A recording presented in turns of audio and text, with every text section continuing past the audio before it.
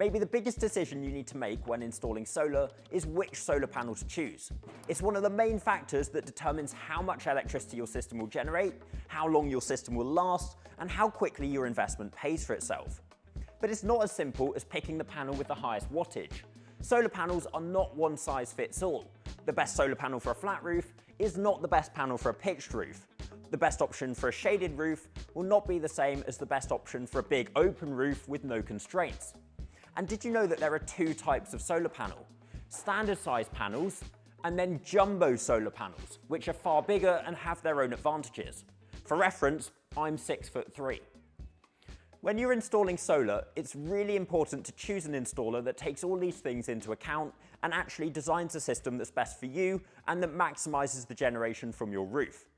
At the start of 2025, we made a video showing the best panels available. However, panel technology progresses so quickly that it now needs an update. Many of the manufacturers have released new flagship models. So I'm going to run through 6 of the best panels available on the market in 2026 and look at how they stack up against each other in 5 key metrics. Then in a part 2, I'll take these same panels and explain which is best for each type of solar system and each scenario. First, we have the Aiko NeoStar 3S. Aiko is a Chinese manufacturer founded in 2009, which has taken the industry by storm in the past 2 years because of its advanced cell technology, which has driven it to becoming one of the world leaders in high efficiency solar panels. I'll also be looking at the Aiko NeoStar 3P. Now this is the non-all black version of the same panel, which is slightly more efficient. Then we've got the Eurener Nexa 500 watt. Now, Eurener is a Spanish solar panel manufacturer based in Valencia and established in 1997. Eurener produces high-quality modules with a focus on ethical manufacturing. Then we've got the Longi S10. Longi is a Chinese company founded in 2000 and is currently the largest solar manufacturer in the world by volume. Most of Longi's history has been focused on high-volume, cheap solar panels. However, their S10 is a deliberate attempt to make the best solar panel on the market.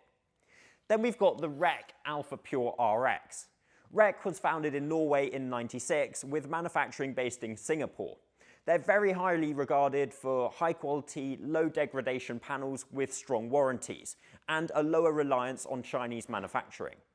Then finally, we've got the JA Solar 450 watt all black. And you may be wondering why I've included this, as it's quite a bit less powerful than the other panels. However, it's currently the panel offered by Octopus Energy, so I felt it would be helpful to include in this comparison. JA is a Chinese manufacturer founded in '05 and it's one of the most widely used brands globally. They've got a reputation for reliability and cost effectiveness. The first key metric is module efficiency. Now, module efficiency tells you how much power a solar panel can produce per square meter of surface area. The way this is measured is very simple. In a lab, you shine 1000 watts of light per square meter onto the panel, and then you measure the output. If the panel outputs 250 watts per square meter, the module efficiency is 25%. So this is key because ultimately your roof is limited in size. The more power that can be generated per area, the better your return from your roof. The highest efficiency standard size panel I've seen is the Aiko NeoStar 3P. This model, the 485 watt panel, is 24.3% efficient, but the top spec in the range is 500 watts and is 25% efficient, which is a huge milestone for the solar industry. The all-black Aiko NeoStar 3S, the 480 watt, is next at 24% efficiency. And then you've got the Longi S10, which is 495 watt and is actually 24.3% efficient. Now, you may be wondering why I've positioned this panel in third when it's technically more efficient than the NeoStar 3. Well, the reason it's more efficient is that it's slightly larger. So if you pro-rata the NeoStar 3 all the way up to 495 watts, then it would be about 24.7 to 24.9% efficient by my estimation. So the actual technology in the NeoStar panel is slightly ahead. The Eurener Nexa 500 watt panel sits at 23.1% efficiency on the front side. The REC Alpha Pure RX sits at 22.6%, and the JA Solar 450 sits at 22.5% efficiency. So why have Longi and Aiko been able to steam ahead in terms of solar panel efficiency? Well, they've both taken advantage of something called all-back contact technology, where all the internal connections on the panel are on the back, with none on the front. That's allowed them to dedicate more space on the front of the panel to the actual photovoltaic cells which generate the electricity, thus making their panels more efficient because they're not wasting surface area on electrical connections that aren't generating anything. This technology also gives the panel a clean, deep black finish on the roof that looks incredibly sleek. The next key factor to talk about is shade mitigation and how well each panel performs in shaded conditions. Traditionally, solar panels deal with shade through little electrical components called bypass diodes. Standard panels are split into 3 electrical zones, each one protected by one of these bypass diodes. Then, if a part of the panel becomes shaded, the bypass diode activates and the entire third switches off. The current bypasses the solar cells in the shaded section, and you only get output from the remaining 2/3. Something we do when designing solar systems is look at how shade moves across a roof, and then we take that into account when designing a solar panel layout to make sure that the bypass diodes are oriented in the best possible way to maximize generation. And check out video 4 of Sam's solar journey to learn more about that. Now recently, new technology has come to the market which has taken solar panel shade mitigation one step further. And it's one of the new benefits of this all-back contact technology that Aiko and Longi are spearheading. Now we've made a full YouTube video on this already, but to give you a very quick summary, back contact cell structures are designed so that electricity can continue flowing through individual cells or smaller groups of cells even when they're partially shaded. That prevents the panel from losing large portions of its output when even a small shadow moves across it. It doesn't make a panel immune to shade, but it does significantly reduce the impact of partial shading. It's hard to know how much of a difference this makes, and Aiko's released videos claiming its panels output massively more than standard panels without the technology. I think it's certainly clear that this makes a difference and is probably the future of solar panel shade tech. And for that reason, I'd say that the Aiko panels and the Longi are at the top for shade mitigation. Next up, we have REC. This is because REC actually uses 4 bypass diodes per panel instead of the standard 3. This doesn't provide cell-by-cell optimization, but it does restrict shading losses to a smaller section of the panel than a conventional bypass diode layout. Eurener and JA use the more traditional 3-diode arrangement. They still perform as well as any standard module would under shade, but they don't have the additional optimization that the Aiko and Longi provide, nor the 4-diode configuration that REC offers. If your roof has chimneys or dormers or nearby trees that cast moving shadows across the panels, then the Aiko NeoStar range and the Longi S10 are likely the strongest performers, with REC sitting between the 2 groups. If you do have shading on your roof, I'd advise asking your installer to run a detailed shade analysis to see how the shade will move across the roof and impact the generation from the system. The shade modeling software should be advanced enough to factor in the advanced shade mitigation technology in the Aiko and Longi, as well as the additional bypass diode in the REC panels. Something I want to quickly drop in at this point is bifaciality, because the Eurener, REC and JA panels are able to generate power from both the front and the rear. Eurener talks about a 10% increase in generation on its datasheet, and JA talks about a 30% increase from the bifacial side. Now, on a typical pitched tiled roof, the rear of the panel is only about 16 centimeters above the tiles, and so it's unlikely to receive any meaningful boost from the light under the panel. However, for flat roofs and ground mounts, the situation is different. Panels are pitched about 15 to 25 degrees off the surface, and are often installed in multiple rows. Light can then bounce from one row of panels onto the back of the next row, and will likely make a meaningful difference. Next up is the temperature coefficient. Now, when solar panels heat up, they lose efficiency. The temperature coefficient tells you how much power the panel loses for every degree Celsius above the 25-degree test temperature. Importantly, this is the temperature of the solar cells themselves, not the air temperature.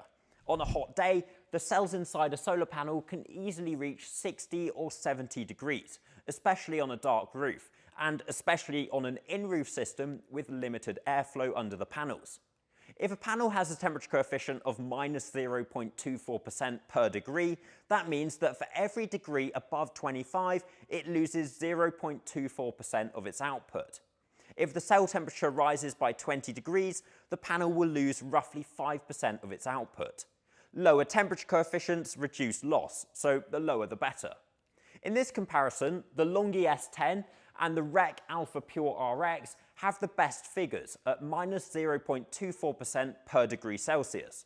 The Aiko NeoStar panels follow closely at minus 0.26%, Eurener sits at minus 0.29%, and JA sits about minus 0.3%. All 6 panels do perform well in temperature terms, but the Longi S10 and the REC Alpha Pure RX have a slight edge on very hot days or on in-roof installations where cell temperatures run higher. To put this into perspective, a 500 watt panel with a temperature coefficient of minus 0.24% per degree Celsius should generate about 445 watts at 70 degrees, whereas a panel with minus 0.3% per degree will generate about 433 watts. So on to warranty. Solar panel warranties come in 2 parts, a product warranty which covers manufacturing defects and a performance warranty which guarantees the output of a panel over time. The Aiko panels have a 25-year product warranty and a 30-year performance warranty, guaranteeing 88.85% of original power at year 30.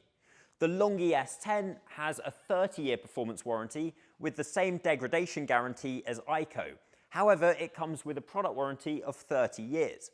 Eurener also offers a 30-year product and performance warranty, guaranteeing 88% retained output. Something worth mentioning is that the panel must be supplied by a Eurener premium partner to be eligible for the 30-year product warranty. If it's not, then the warranty is 25 years. As for REC, the performance warranty states that 92% of the original power output will remain after 25 years. The product warranty is also 25 years if installed by a REC certified installer. Finally, JA typically offers 25 years of product warranty and 30 years of performance warranty.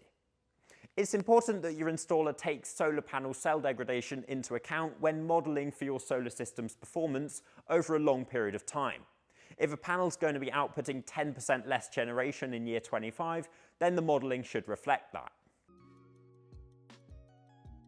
Finally, let's talk about price. And solar panel prices are measured in terms of pounds per watt, which is helpful when comparing the different panels on offer.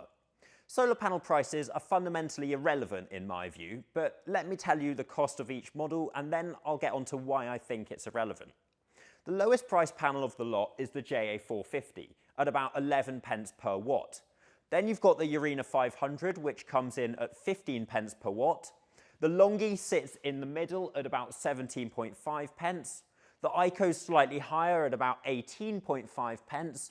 And finally, the REC panel's a lot more expensive at 31 pence per watt. So in most cases, the panels are all within about £10 of each other. Really, solar panel price is not something that I think you need to worry about, because the price is really negligible compared to the returns that you're going to get from the system. And the unit cost of the panel is much lower than the labour and the scaffolding and the battery and so on. The panels are really quite cheap. But the panel's what's doing the work to make and save you money. So it's always worth just going for the best panel for your roof and not worrying about the price of a module. So what's the best solar panel in 2026? Well, in most cases, you're going to be looking at the Aiko NeoStar 3 or the Longi S10. They're winning in terms of efficiency and shade mitigation. In a particular case where you say you've got a flat roof or a ground mount and bifaciality comes in handy, you probably want to go for the Eurener panel. And maybe if you've got a really shaded roof and you don't like the Aiko or the Longi, then you'd go for the REC with its 4 bypass diodes. In the next video, we'll be exploring which of these panels makes the most sense depending on the type of roof that you've got. If you've got a ground mount or an in-roof system or a large open space or just a really shaded roof, then the best panel for you is going to differ case by case. So look out for that video, and please like and subscribe to learn more about everything to do with the solar industry.